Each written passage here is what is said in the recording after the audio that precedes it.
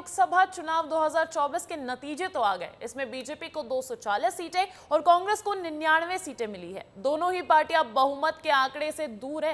हालांकि बीजेपी के नेतृत्व वाली एनडीए को 293 सीटें मिली हैं, वहीं इंडिया ब्लॉक को 233 सीटें मिली है। अब बीजेपी को दूसरे दलों के साथ सरकार बनानी होगी। मिलजुल कर सरकार बनाने पर अब समीकरण कैसे बदलेंगे, किसके हिस्से कितनी ताकत आएगी, देखिए इस रिपोर्ट में।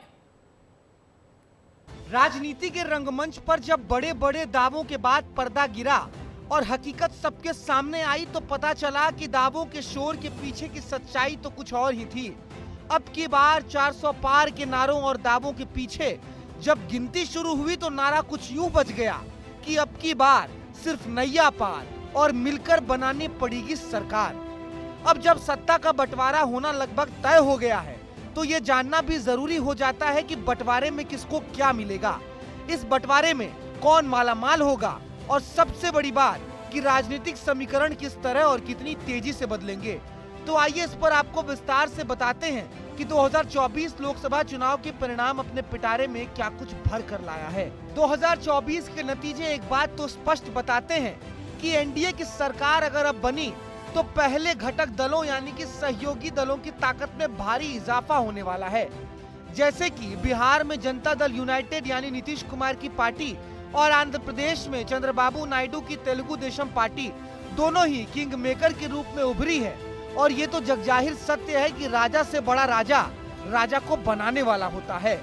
नीतीश कुमार जो कि कई बार पाला बदलने के कारण कुछ हद तक रोष का सामना कर रहे थे, अब उनकी अहमियत बढ़ गई है। अब वो किंग मेकर हैं और ऐसे में भाजपा का जो उनके ऊपर दबाव था अब वो नहीं रह जाएगा।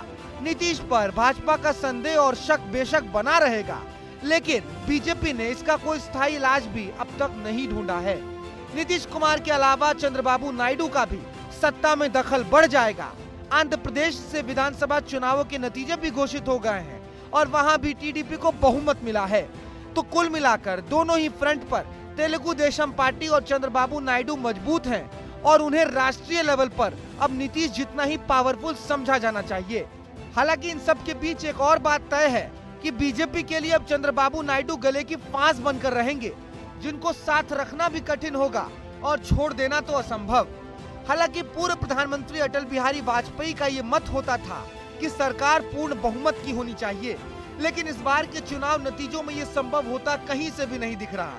इसलिए घटक दलों की महत्ता तो निश्चित तौर पर बढ़ गई है।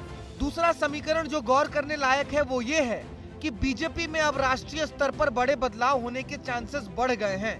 मध्य प्रदेश, छत्तीसगढ़ और राजस्थान चुनावों के समय से ही लोकसभा की तैयारी शुरू कर देने वाली बीजेपी को निश्चित तौर पर इस बार परिणाम वैसे नहीं मिले जैसी उनको उम्मीद थी।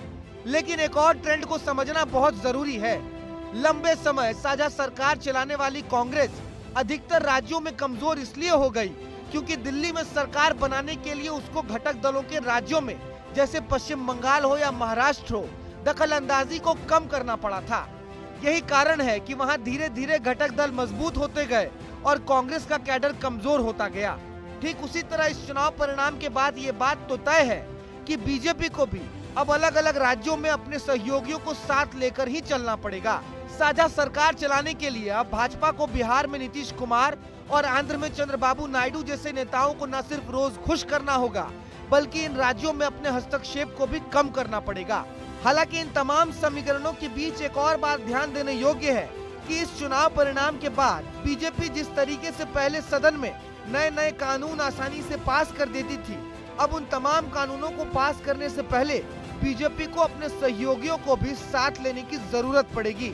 तो 2024 के चुनाव परिणाम और इन तमाम समीकरणों को समझने के बाद एक और बात तय हो जाती है कि अब बीजेपी के अन्य वरिष्ठ नेताओं की राय और उनकी मौजूदगी को भी बीजेपी के अंदर और सरकार के अंदर बल मिलने वाला है।